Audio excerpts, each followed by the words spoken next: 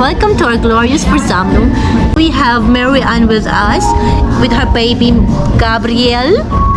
Actually, my English is kaput. But whenever Deutsch ka na lang. Ever since- Mas komportable ka na sa Deutsch. ever since comfortable na siya sa Deutsch ka na lang, girl. I cannot talk. Ever since I learned German, my English is kaput. Yeah, then auf Deutsch. Ayaw mo yun? Parang maganda. No, they will not understand. My Filipino viewers will not understand. Cut natin tong comment na to. Wow. It's a blessing. It's a blessing. Go. Tapik natin yung baby niya. Which na, yung pregnancy muna. Yeah, pregnancy. Okay, pregnancy. I-connect natin siya sa sa seed.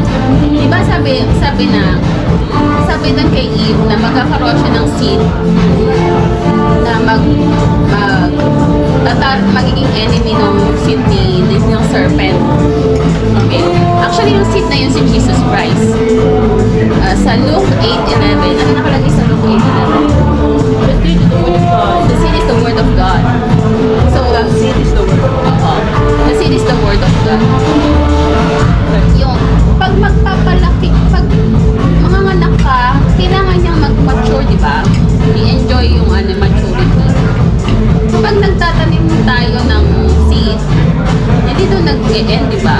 Pag tinagap natin yung seed, Water.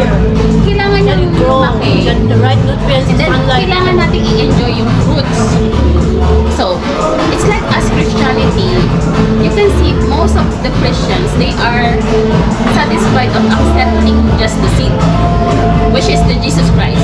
I accept Jesus Christ My Lord and Savior. as my Lord and Savior, and then they are satisfied after that.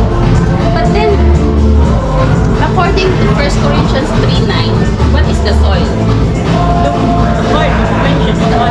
The heart of people. So, yung seed, kailangan niyang matanim sa heart. So, iba kasi kilala nila, oh, okay, make Jesus, ganyan. Pero hindi pala nakatanim sa heart. Kasi iba-iba yung situation ng heart. May babato, meron nasa taas lang ng surface, may thorns. Pero kailangan, Kaya namamatay yung hindi nag-grow yung kaya plant. hindi nag-grow yung seed.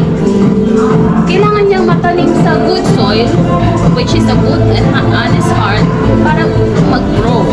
Pag nag-grow yung seed, anong nangyayari sa seed? Yung tree. Nakikita mo pa yung seed pag nag-grow? Naging halaman. Saan na kaya napunta si seed? Nag-turn. Makikita mo pa rin si seed. Nag-break. Makikita mo pa rin si seed. Saan? I know. Saan? The fruit. Sa food. Nandun Yeah. si seed. Dapat dumami sila. Pero dumadami sila. So, what are the fruits of the Holy Spirit?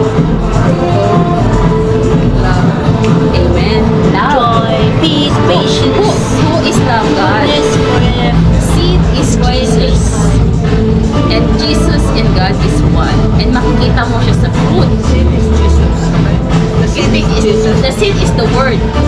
And the Word became flesh. In the beginning was the Word. And the Word was with God. And the Word was God. In Him was life and the light. And this Word became flesh and dwelt among us. In the first coming, He is the Word that became flesh. Actually, he came like a seed because he came as a baby. Yes! And he needed to grow. The Yes! seed also needed to grow. Even Jesus needed to grow. Yeah, Mature. even him. Yeah. Kung yung magtatanim man, di ba yung mga farmer nagtatanim, they cannot enjoy the seed yet, but they need to enjoy the harvest. But with that planting and growing, waiting for the harvest, there are struggles along the way. Yes. And they need to work. Anong kailangan ng seed para mag-grow? They need light, they need water. They need to take care of the weeds surrounding it and protect it from animals, Yes. from the destruction, from the typhoon, etc. Kaya nga may mga growing up yung nagbabad ng mga maliit. Yes. Nilalagyan nila ng That's why the walk of faith with Christ is a process. Hindi lang tayo mag-e-end, hindi tayo masasatisfy sa pag-accept kay Jesus Christ, but we need to be mature. through the help Pero the of first step is accept. Yes. First, kasi without kingdom of heaven. There's no kingdom of God. Doon nag-i-start sa word. Pero yun nga, yung accept mo siya, and then the process will manifest. God will give you the Holy Spirit to help you. Yes. Kasi you cannot produce fruit without the Holy Spirit. Yes, without the Holy Spirit. Kasi it's the fruit of the Spirit. So without the fruit, They there are, will be no fruit. they are three in one. They are one. And then, imagine that, upon accepting Jesus, meron ng living being dyan, and then magiging tree of life. And the tree of life will bear fruits, and you can enjoy it. We are called to bear fruit so that the Father God will be glorified. Malaman mo kung pinapalo talaga ng isang Christian ang turo niya is see if he's following what Jesus did. Yes. And to make sure na yung tree is a tree through the fruit, you will know the tree by Yeah. its fruit. Yeah. So if you see, kasi madaming pretending to be a good tree, but the fruit cannot die. In a tree, merong pwedeng bad fruit na Yes. mag-grow. It's an important aspect. So, madaming pwedeng, ano ko siya, let's look at their lives. Serve properly. The fruit will come from itself. So we prophesy that this seed will grow healthy, Christian, Evangelist. the Pero baby. halimbawa, Yeah. ibang fruit ng Holy Spirit nandun sa tao. Pero may isang buds na meron. Hindi man yan ano, kasi ito kasi, hindi mo binig na lahat perfect fruit.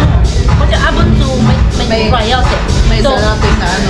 You know, the church members are not perfect. no, even the leaders. Yes, yeah. But the band of perfection is Yeah. love. No.